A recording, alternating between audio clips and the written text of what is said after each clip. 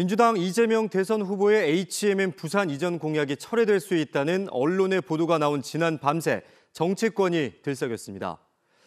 이준석 개혁신당 대선 후보는 지역경제 발전에 절박한 부산 시민들을 놓고 실없는 말은 한 것이라면 매우 심각한 문제라고 비판했고, 국민의힘에서는 민간 기업을 끌어들인 졸속 공약으로 사기를 친 것이라며 거센 비판을 이어갔습니다. 민주당이 공약 철회는 사실이 아니라고 진화에 나서면서 해프닝으로 밝혀졌지만 선거를 얼마 남겨두지 않은 민감한 시기이다 보니 그만큼 후폭풍이 거셌습니다. 첫 소식은 김민욱 기자가 보도합니다. 지난밤 HMM 소속 해운기업 본사 유치 단장이 사의를 표명했다는 기사가 나왔습니다. 이전 찬성에 기운 해상노조와 반대 기류가 강한 육상노조, 두 노조 사이의 의견이 통일되지 않아 갑론을박이 있던 상황에서 터진 보도.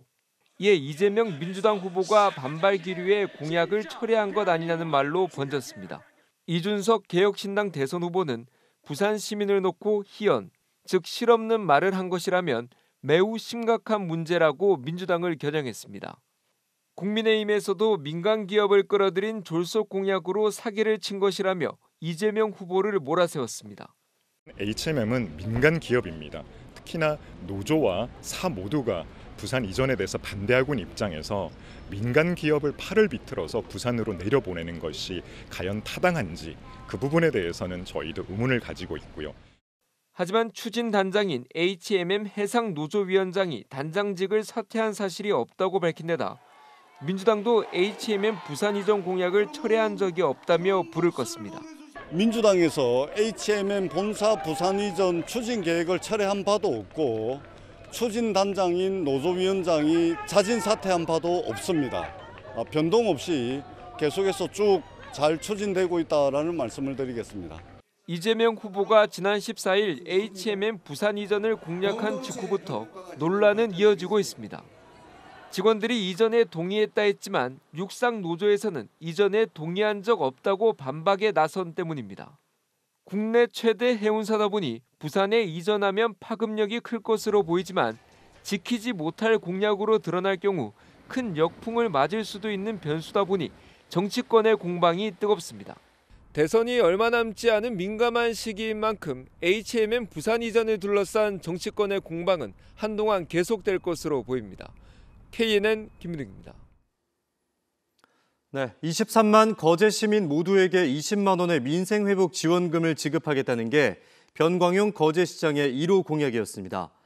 더불어민주당 이재명 후보가 강조해온 정책에도 이 민생회복 지원금이 포함돼 있는 만큼 단순히 거제시만의 사안이 아니라는 시각이 많은데요. 이에 거제시가 실제 지급을 추진하고 나서자 시의회가 반발했고, 여기에 지역 소상공인은 빨리 지급해달라고 촉구하는 등 연쇄 반응이 계속되고 있습니다.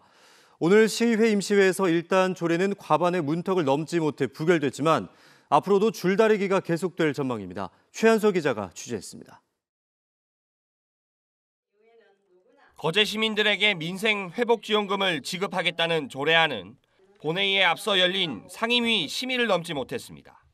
본회의에서 민주당 의원들이 다시 직권 상정을 시도했지만 역시 부결되면서 투표로 가지 못했습니다. 예적위원 16명 중 찬성 7명, 반대 6명, 기권 3명으로 부결되었음을 선포합니다. 과반 찬성을 위해선 무소속 의원들의 표가 필수였지만 모두 기권했습니다. 연일 찬반 집회가 벌어지며 갈등이 첨예한 데다 대선을 앞둔 상황에서 선뜻 결론을 내지 못했다는 분석입니다. 한편 거제시는 시장이 직접 기자회견을 열고 유감의 뜻을 나타내면서 조례안 재상정의 의지를 밝혔습니다. 거제시는 앞으로 시의회를 계속 설득해 다음 달 열릴 정례회에서 안건을 다시 논의하겠다는 계획입니다. 우리 지역 경제 활성화를 위한 그리고 시민의 민생을 보듬는 정책이자 시장의 대시민 약속이기 때문에 통과될 때까지 끝까지 추진할 것입니다. 하지만 대선 선거전이 치열한 상황에서 앞으로 이 민생회복지원금을 둘러싼 논란은 더 거세질 전망입니다. 더불어민주당 이재명 후보가 내세웠던 전국민 25만 원의 민생회복지원금과 결이 같은 만큼 대선을 앞두고 양쪽 다 물러서지 않을 것으로 보입니다. 이미 남해군은 10만 원씩 민생회복지원금을 지급한 만큼 거제까지 지급하게 되면 빠르게 확산될 가능성도 높습니다. 때문에 대선 전국 속에서 속도를 내려는 거제시와 타협하지 않겠다는 국민의힘 시의원들 사이에 힘겨루기는 앞으로도 한동안 계속될 것으로 보입니다. KNN 최한솔입니다. 네, 노무현 전 대통령 서거 16주기 추도식이 경남 김해 봉하마을에서 엄수됐습니다. 여야 정치인들과 대선 후보들이 추보 물결에 합류해 사람 사는 세상을 꿈꾼 노무현 정신을 강조했습니다. 주우진 기자가 취재했습니다. 노무현 전 대통령 서거 16주기 추도식이 열린 경남 김해 봉하마을에는 추모객들의 발길이 하루 종일 이어졌습니다. 민주 시민으로서 좀 더 의미 있는 체험이 될 것 같아서 꼭 같이 함께 오고 싶어서 왔습니다. 올해 추도식은 지난해 12.3 비상계엄의 여파로 감회가 더욱 남달랐습니다. 대통령께서 생전에 강조하시던 깨어있는 시민, 용기 있는 정치인들이 이를 막아내고 대한민국이 민주주의를 지켜냈습니다. 여야 주요 정치인들도 대거 집결했습니다. 6.3 대선 선거전이 치열하지만 추도식에서만큼은 손을 맞잡았습니다. 대선 후보들도 잇따라 묘역을 찾아 참배하고 사람 사는 세상을 강조한 노무현 정신을 언급했습니다.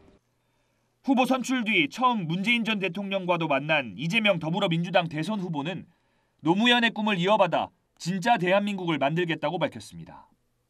국민이 주인으로 존중받는 국민이 행복한 진짜 대한민국, 진정한 민주공화국을 꼭 만들어야 되겠다는 그런 다짐을 하게 됩니다. 개혁신당 이준석 대선 후보는 국민의힘 측의 단일화 요구를 일식한 듯 노무현 전 대통령처럼 소신 있는 정치를 계속해 나가겠다고 말했습니다. 어려운 길을 마다하지 않고 선택하셨던 노무현 대통령님의 외로움 그리고 그 바른 정치에 대해 가지고 많은 고민을 하게 됐습니다. 토론회에 집중한 국민의힘 김문수 대선 후보를 대신해 참석한 김용태 비상대책위원장은 추도식에 이어 부산을 찾아 PK 공략에 집중했습니다. 부산의 금융허브 만들겠다라는 거, 부산의 규제 없애서 부산을 글로벌 도시로 만들겠다는 우리 후보의 공약 반드시 지킬 겁니다. 한편 여론조사에서 이재명, 김문수 후보의 지지율 격차가 점차 좁혀지는 것으로 나타나면서 PK 민심의 향배에도 관심이 커질 것으로 보입니다. KNN 주우진입니다. 네, 독창적인 건축물은 도시의 브랜드 가치를 끌어올립니다. 부산 대표 관광지인 자갈치 아짐의 노점거리 근처에 건립이 추진되는 복합 건물인데요. 도시와 바다의 연결성을 높이고 주변 공간들과의 조화를 위해 건물 가운데와 저층부가 뚫려 있습니다. 비정형적 외관에 테라스도 인상적이죠. 세계적인 건축가가 설계를 하면 각종 인센티브를 주는 부산시의 특별 건축구역 시범사업 선정작입니다. 그런데 본격 시동을 거는 특별 건축구역 사업이 건설 경기 침체라는 걸림돌에 맞닥뜨렸습니다. 김건형 기자입니다. 빈집과 낡은 집들이 빼곡한 부산 영도구 일대. 언덕배기 4천여 제곱미터에 지하 1층, 지상 3층짜리 숙박시설이 들어섭니다. 주변과 어우러지면서도 파스텔톤의 박스들을 쌓은 듯한 개성 넘치는 형태입니다. 원도심 빈집 문제에 대안이 될 수 있다는 평가가 이어졌는데 세계적인 건축가 위니 마스가 설계했습니다. Cotta to have a sustainable product that are clad onto the houses and that create this festival of intimacy and diversity. 부산시는 지난해 특별 건축구역 활성화 시범 사업을 시작했습니다. 세계적 건축가와 함께 설계를 하면 건폐율, 용적률 완화 등의 행정적 지원을 제공하는 방식입니다. 기존에 하는 것보다는 상당히 비용이 많이 증가가 되겠죠. 그래서 이제 사업자 입장에서도 이제 그런 창의적인 디자인에 대한 어떤 인센티브로서 조금의 이제 수익성 같은 것들을 조금 배려를 해주자는 측면도 있습니다. 지역 정체성 한계 등의 지적을 반영해 올해부터는 지역 건축가와 협업을 의무화했고 사업지 공모를 먼저 한 뒤 선정된 사업지 한 곳당 3팀 이상 국제지명 제한 공모 방식을 밟기로 했습니다. 제약이 많았다고 할까 그런 부분이 없잖아 있었는데 지금은 어느 정도 좀 개방적인 형태로 해서 진행을 하고 좀 더 혁신적인 아이디어의 건축물이 나오지 않을까 그렇게 생각하고 있습니다. 첫 해 시행착오 끝에 올해는 사업의 취지를 보다 살릴 수 있는 제도적 틀이 한층 다듬어졌다는 평가입니다. 하지만 극심한 건설 경기 침체가 출발부터 발목을 잡는 상황입니다. 지난해 선정작 3개 가운데 가장 주목받았던 삼익비치 재건축은 공사비와 공사기간 증가 등을 이유로 자진 포기했습니다. 올해는 지난 20일 신청서 제출 마감 기한까지 단 한 건도 접수가 없었습니다. 3곳가량이 신청을 준비했지만 금융권 자금 조달이 여의치 않았던 것으로 알려집니다. 부산시는 다음 달 30일까지로 신청서 접수 기한을 연장했는데 국제지명 제한 공모 절차 등을 감안하면 연내 선정이 마무리될지도 불투명합니다. KNN 김건영입니다. 부산항 북항의 해양 관광 핵심 시설인 마리나 시설입니다. 현재 수영장과 다이빙풀 등 일부 시설들만 이용이 가능할 뿐 상업 시설들은 5년 넘게 사업자를 찾지 못한 상태입니다. 북항 재개발이 더뎌지며 사업성이 떨어졌기 때문인 뿐만 아니라 이 핵심 시설인 요트 계류 시설은 방파제 재공사 문제 등을 이유로 언제 문을 열지도 모르는 상황입니다. 행여 북항 마리나 시설이 계륵이 되진 않을지 우려됩니다. 최혁규 기자입니다. 부산항 북항 재개발 1단계 부지에 들어선 마리나 시설입니다. 요트 계류장과 상업 숙박시설 등이 들어오는 해양관광 핵심 시설이지만 지금은 수영장과 다이빙풀만 이용 가능합니다. 현재 수영장 시설은 이용이 가능한 반면 보시는 것처럼 상업시설은 공사가 한창 진행되고 있습니다. 화장실이 작다고 화장실 다시 만들거든요. 배관하고 있고 화장실 칸막이 하고 있고. 준공됐지만 사업자를 구하지 못해 추가 유지 보수를 하고 있는 겁니다. 부산항만공사가 지난 2020년부터 5차례 공고를 올렸는데 5년 가까이 임대사업자도 구하지 못했습니다. 지난해 처음으로 중소업체 2곳이 입찰 의사를 밝혔지만 입찰 조건에 맞지 않아 결국 사업자 선정에 실패했습니다. 북항 1단계 구역이 사실상 주거단지로 바뀌었고 나머지 북항 재개발도 더디게 진행되며 인프라가 갖춰지지 않은 상황에서 사업성이 떨어진다는 분석이 나옵니다. 엔터테인먼트나 위락시설의 준비는 좀 많이 미흡한 단계고 보통 주거 쪽으로 지금 많이 준비가 되다 보니까 이게 좀 균형 있게 성장을 해야 당연히 마리나에 오는 손님도 많아질 거고. 마리나 시설의 핵심으로 꼽히는 요트 계류장은 풍랑 예측을 잘못해 방파제를 새로 만들어야 할 판입니다. 방파제를 만들기 위한 조건인 해수부 고시도 나오지 않은 상황에서 계류장 정상화 시점도 불명확합니다. 부산항만공사는 따로 공모를 했던 마리나와 상업시설 등을 통합해 다음 달 재공모할 계획이라고 밝혔습니다. 사실상 사업자를 찾더라도 계류장이 정상화되기 전까진 당분간 반쪽 운영이 불가피한 상황입니다. 엑스포 탈락 이후 북항 개발의 동력이 떨어진 상황에서 북항 마리나 활성화를 위한 재점검이 필요해 보입니다. KNN 최혁규입니다.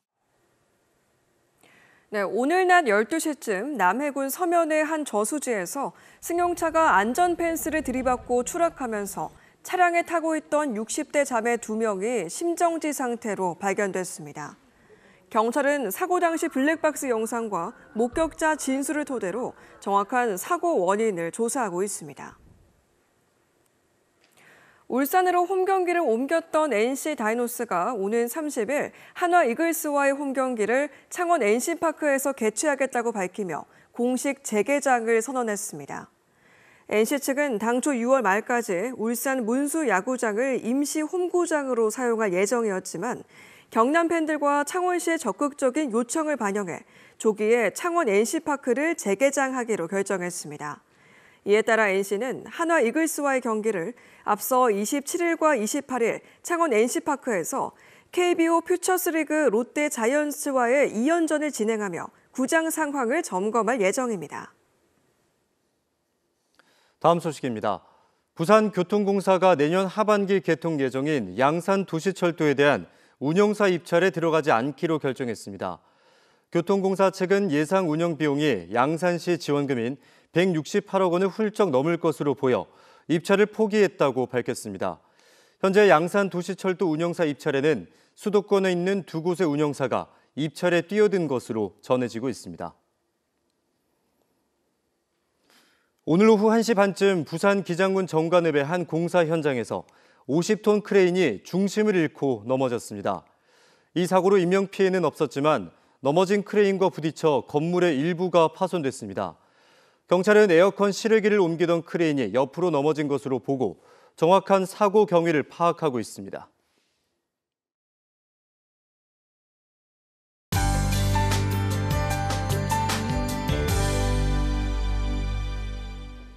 네, 내일 또 비 소식 한 차례 있겠습니다. 오후까지 예상 강수량 부산과 경남 남해안에서 5에서 20mm, 경남 내륙은 5mm 내외로 많지는 않겠습니다.